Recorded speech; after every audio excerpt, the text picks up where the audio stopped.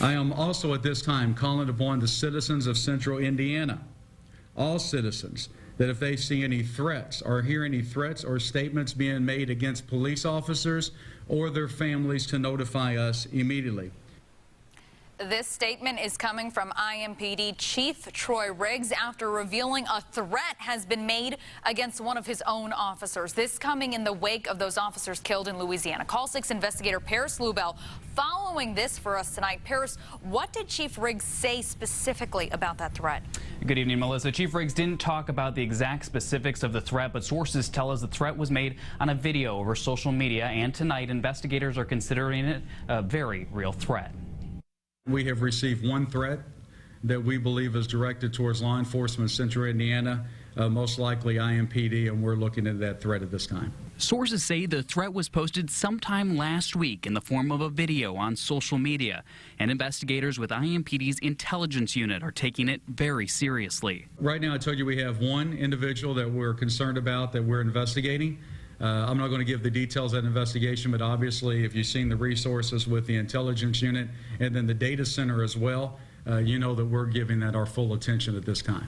Chief Riggs says he's directed the resources of IMPD's intelligence unit and the data unit to be the center of officer threat investigations. He says they're looking at every possible threat to IMPD and investigating each one. Since the shootings in Dallas and Baton Rouge, police have been on high alert. IMPD has issued 5 law enforcement safety bulletins to their officers in the past week. Riggs says the department has also issued memos about officer awareness and to be on alert for possible threats of ambushes. For the rank and file, FOP President Rick Snyder says the nationwide events are concerning. Every day, our officers are under a threat and have to ensure their own safety to be able to provide safety for other folks. So with that being said, our officers, I always say, remain on alert. They remain vigilant. It's not a deal of being extra alert. It's a matter of remaining as vigilant as possible, just to remain safe in a very dangerous profession.